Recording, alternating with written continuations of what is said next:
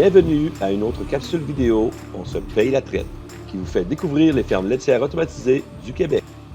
Aujourd'hui, nous visitons Henri Spirou de la ferme laitière d'Argenteuil, de la ville de Saint-André d'Argenteuil, située dans la région des Laurentides, sur le territoire du Centre Lélie, Jolco, Centre Lélie. Bonjour Henri Spirou. Merci de nous recevoir aujourd'hui. C'est une très très belle installation. Je viens d'arriver un petit peu dans le coin dans les hauteurs de Mirabel, dans ces coins-là. Merci. C'est ça, mon nom c'est Henri Spirou, de la ferme laitière d'Argenteuil. On est parti dans le lait en 2011. On a acheté un quota de 55 kg à l'époque d'un gars qui avait lâché parce qu'il avait passé au feu. C'est ça, on a commencé nous autres à loyer. On a fait 6 ans de temps là. Fait que là, on a bâti l'étable ici en 2016. Les vaches sont rentrées ici en 2017. On est stabilisation libre sur le sable.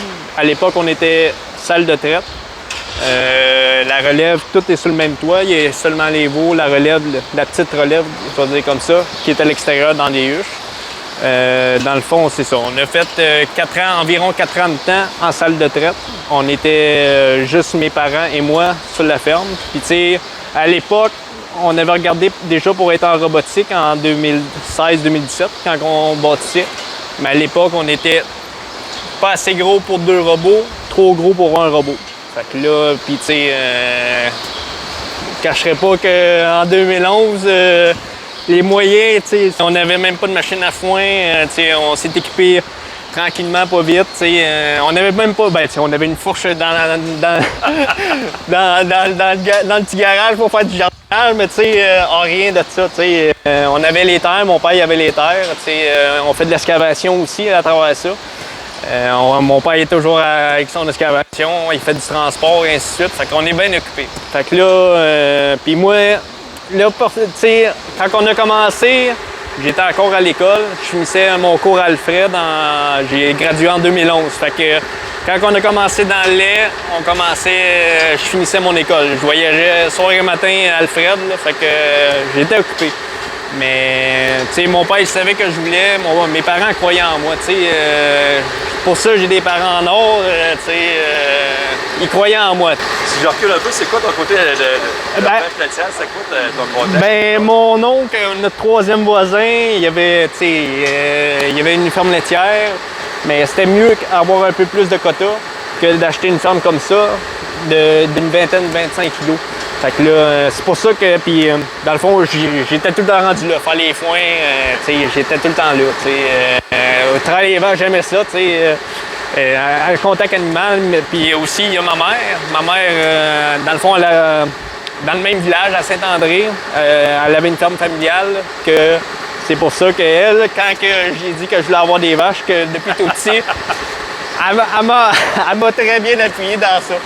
Fait que c'est pour ça que l'amour des vaches, c'est pour ça. J'aime le contact animal. Toutes mes vaches, ils ont leur nom, puis je les connais toutes.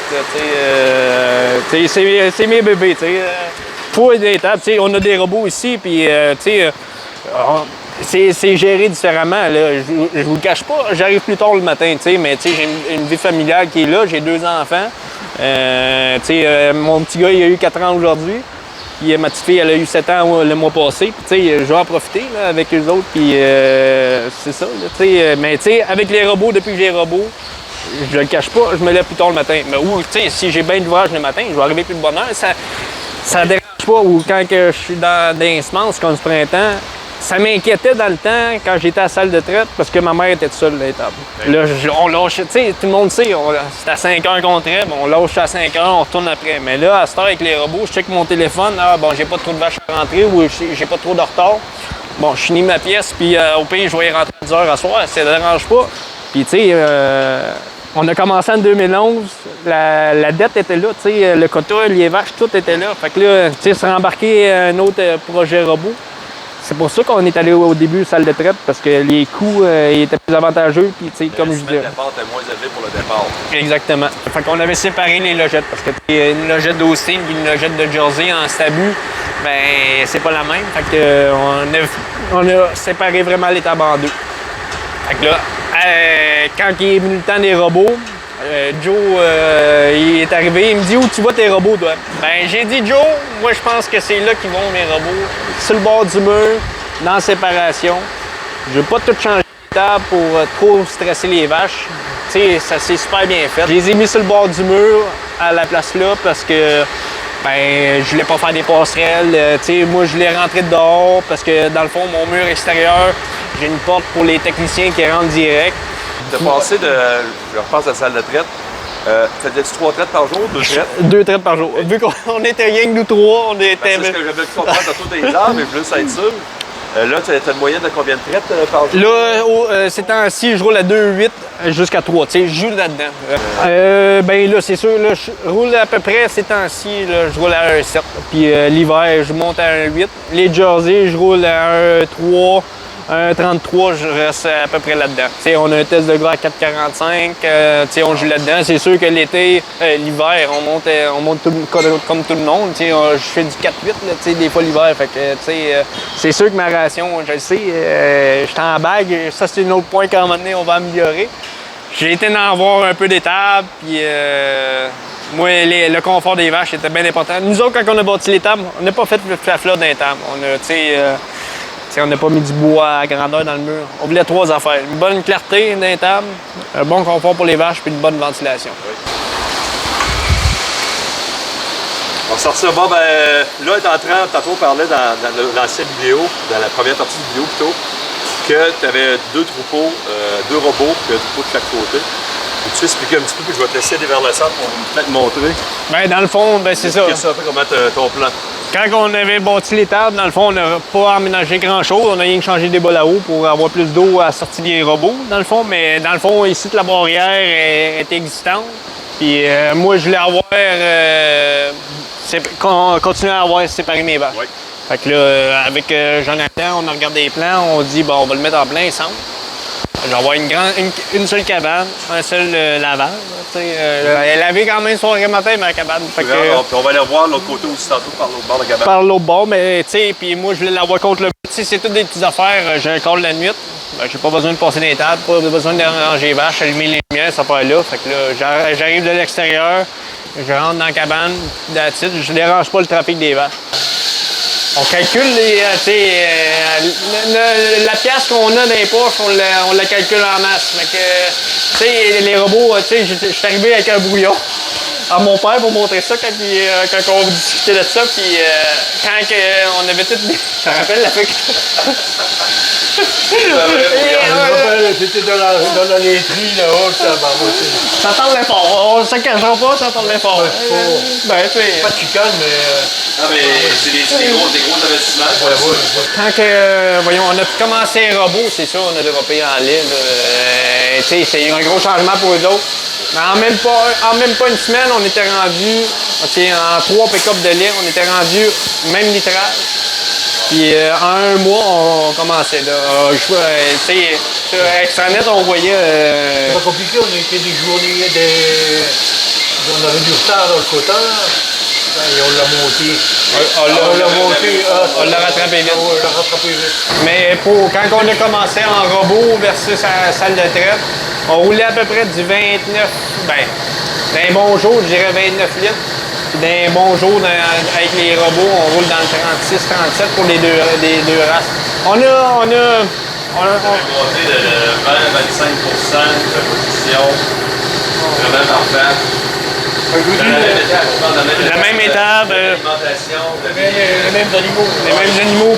Puis il fallait que ça marche. Puis, mes parents, on est fiers de ça, d'avoir réalisé ça.